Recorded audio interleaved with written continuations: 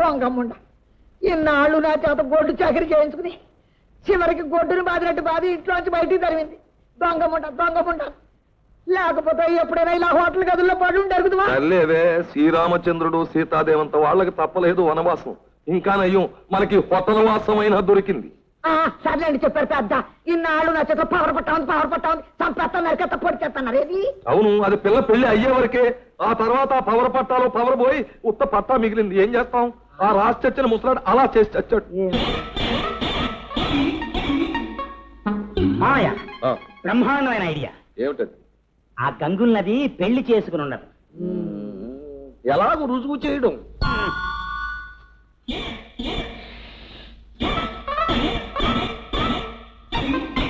మావయ్య ఇంకో బ్రహ్మాండమైన ఐడియా. ఏమిటి? ఇందాకటి లాంటిదేనా?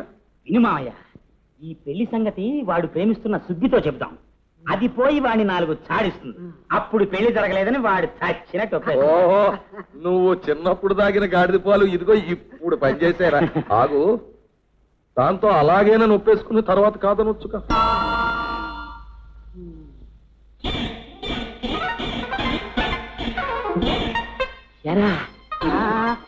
ఓకే ఓకే మామయ్య, ఇప్పుడు అసలు శిశువైన బ్రహ్మాండమైన ఐడియా. ఏమిటది? చెప్పను, చెప్తే ఏదో అడ్డుపులు వేస్తావు. ఈసారి చేసి చూపిస్తా.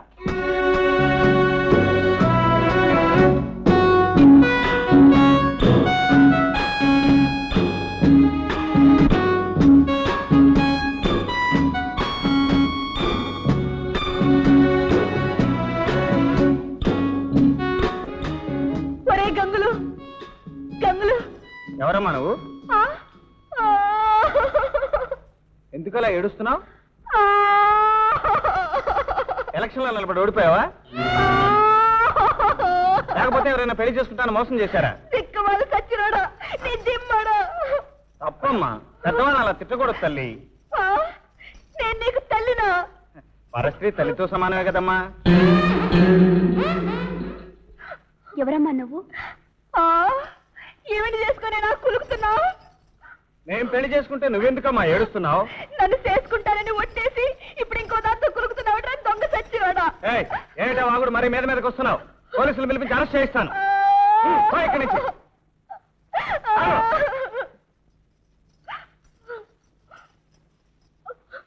తీసుకెళ్లి బయట ఉన్న గాడి దొరికివు. ఆడేలాంటి పని చేస్తాడని నా ముందే తెలుసు.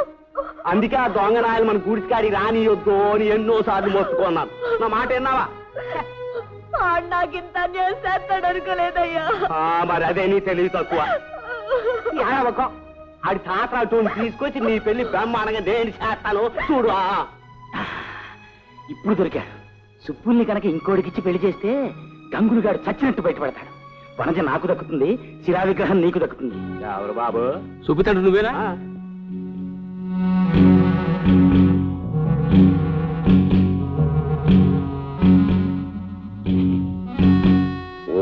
అబ్బో, పెళ్లి కొడుకుని చూసి మీ ఖర్చుతోనే పెళ్లి కూడా చేస్తానంటే నాకు అంతకంటే ఇచ్చేది కావాలి బాబు.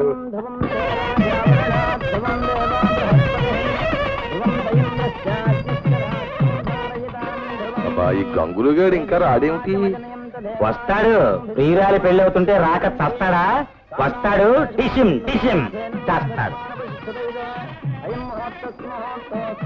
మంత్రాలు చదవడం అయిపోయిందండి. మళ్ళీ చదువు. 2 సార్లు చదివితే డబుల్ ఛార్జ్ అవుతుందండి. మా మా ఇస్తాడులే, చదువు. లగ్గంతా ఇంత ఆడిపోతుంది పంతులు. సరైన మంత్రాలు చాలు కానీ తాలిగంటే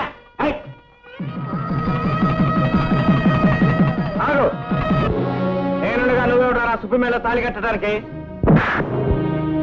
అందరూ మంత్రాలు చదువు. దొంగనాయ, నా కూతురు పెళ్లి చెడగొడతారు నువ్వు. గంగులు, పీటల మీద పెళ్లి చెడగొట్టడం తప్పు నాయన. ఇదంతా తమరాడిస్తున్న నాటకం అన్నమాట. అన్యాయం, అక్రమం, అన్యాయం, అక్రమం, దుర్మార్గం. పంతులు మంత్రాలు చదువు. అదే చెప్పే.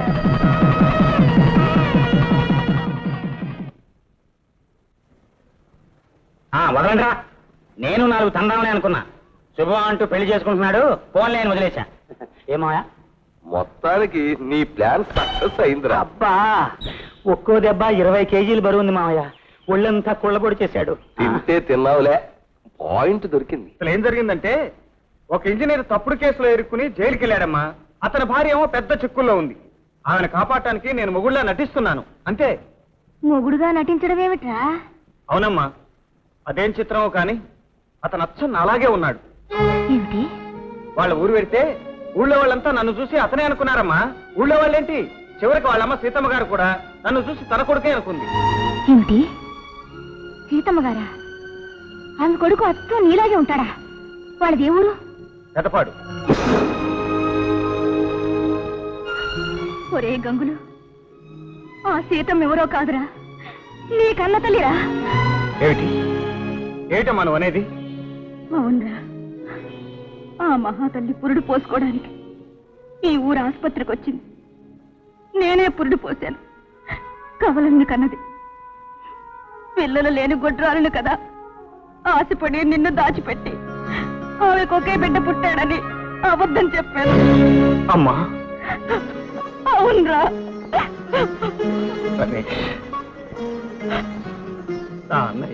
మాణిక్యం, నువ్వెందుకు అబద్ధపు సాక్ష్యం చెప్పావో నాకు తెలుసు. కానీ ఆ సాక్ష్యం వల్ల ఒక అమాయకుడికి అన్యాయంగా శిక్ష పడుతుంది.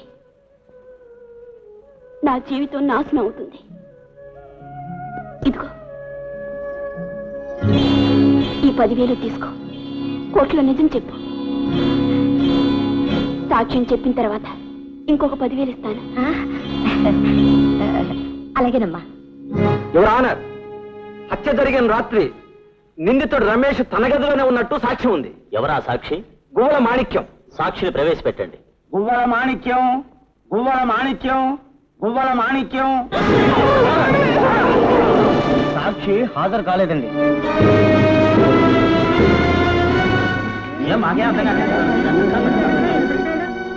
హత్య జరిగిన రాత్రి నిందితుడు రమేష్ తన గదిలోనే ఉన్నట్టు రుజువు కానందువల్లను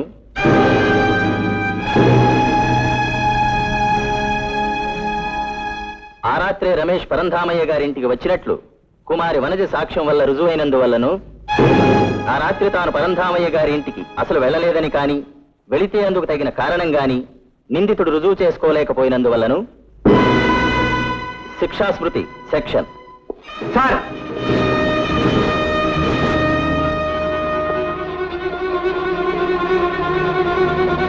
హత్య జరిగిన రాత్రి పరంధామయ్య గారింటికి అసలు రమేష్ బాబు వెళ్ళనే లేదని నేను రుజువు చేస్తాను.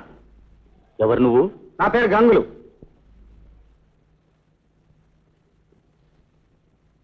ఆ రాత్రి పరంధామయ్య గారింటో వనజ గారు చూసింది రమేష్ బాబుని కాదు, నన్ను. ఆ రాత్రి అక్కడికి ఎందుకు వెళ్ళావు? దొంగతనానికి. ఏమిటి రుజువు? ఆ రాత్రి ఆ ఇంట్లో నేను దొంగిలించిన ఈ నగ. ఈ నగ ఆ రాత్రి దొంగిలించావని ఎలా నమ్మటం? సేట్ చమన్ లాల్. ఆ మర్నాడే ఈ నగ ఈయన దగ్గర తాకట్టు పెట్టి డబ్బు తీసుకున్నాను. ఈయన ఖాతా పుస్తకం చూస్తే మీకే తెలుస్తుంది.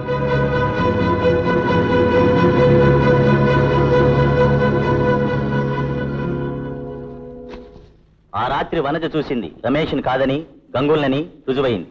ఇంకా నువ్వు చెప్పేదేమైనా ఉందా? లేడర్ గారితో మాట్లాడటానికి రేపటి వరకు టైం ఇవ్వండి. అలాగే, ఈ కేసు రేపటికి వాయిదా వేస్తున్నాం. గంగులు, నీ మేలు ఈ జన్మలో మర్చిపోలేను. అంత మాట అనుకోండి అమ్మాయి గారు, ఇది నా బాధ్యత.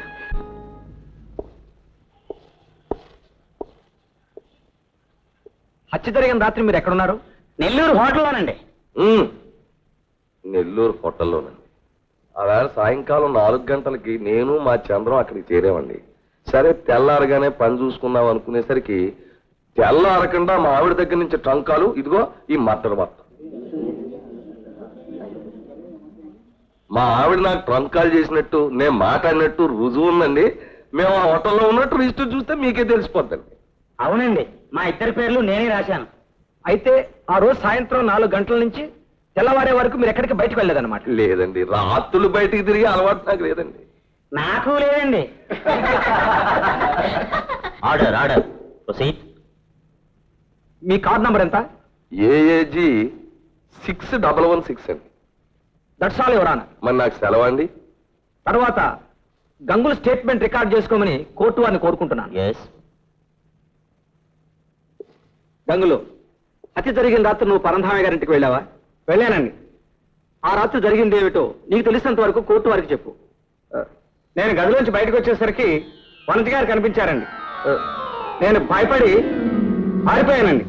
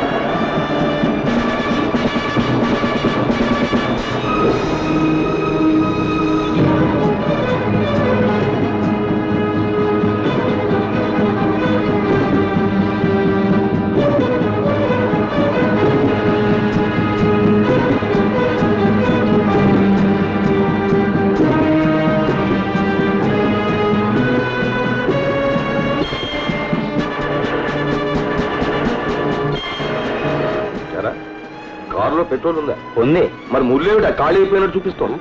చెడిపోయిందేమో. ఎందుకైనా మంచిది, అక్కడ పెట్రోల్ బంక్ ఉంది, అక్కడికి పోనీ. పెట్రోల్ ఉంది మాయా, నీ కేర్ఫుల్ గా కొట్టిస్తే. నువ్వు నోరు మూసుకుని నేను చెప్పినట్టు చెయ్యి. పెట్రోల్ లేక రోడ్డు మీద కారు ఆగిపోతే పీకలు పోతాయి. చాలా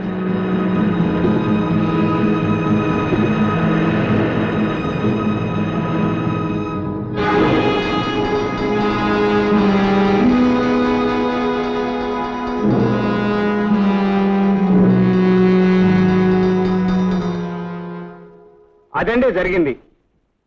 యువర్ ఆనర్, ఏఏజీ 6116 నంబర్ కారులో చంద్రం సుబ్బారాయుడు రాత్రికి రాత్రి నెల్లూరు నుంచి ఈ ఊరొచ్చి పరంధామయ్య గారిని ఖూనీ చేసి తిరిగి నెల్లూరు వెళ్లారని కోర్టు వారికి మనవి చేసుకుంటున్నాను. అన్యాయం. మాలాంటి పెద్ద మనుషులను పట్టుకుని కూని కోరడం దారుణం. అన్యాయం, అక్రమం. మేమిద్దరం పెద్ద మనుషులనే. Order order. యువర్ ఆనర్, ఈ చంద్రం సుబ్బారాయుడు నిందితులను నిరూపించడానికి తగిన సాక్ష్యం సేకరించడానికి 2 రోజులు వ్యవధి కావాలని కోర్టు వారిని కోరుకుంటున్నాను. Yes granted.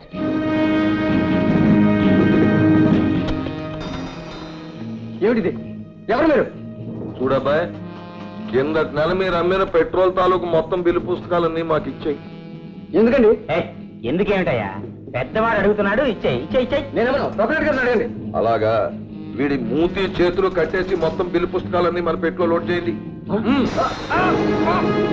ఇచ్చేస్తే పోయేది కదా, ఇప్పుడు బాగుండేది కాదు కదా.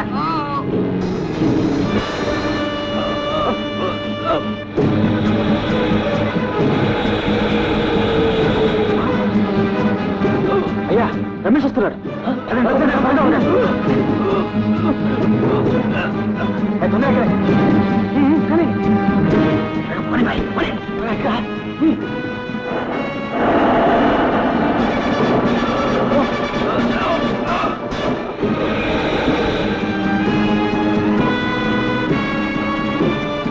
ఏమిటి?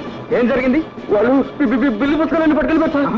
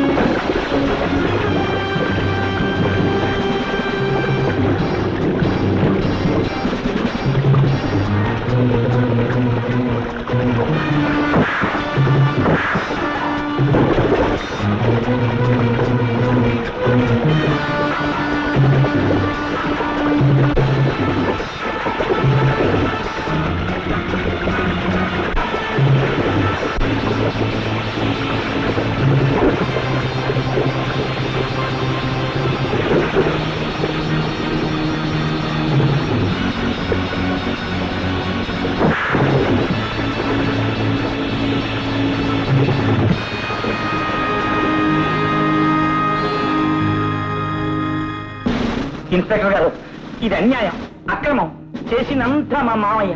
నేను ఉత్తినే ఆయన పక్కన ఉన్నాను. కావాలంటే నా శిక్ష కూడా ఆయనకేసేసి నన్ను వదిలిపెట్టేసేయండి.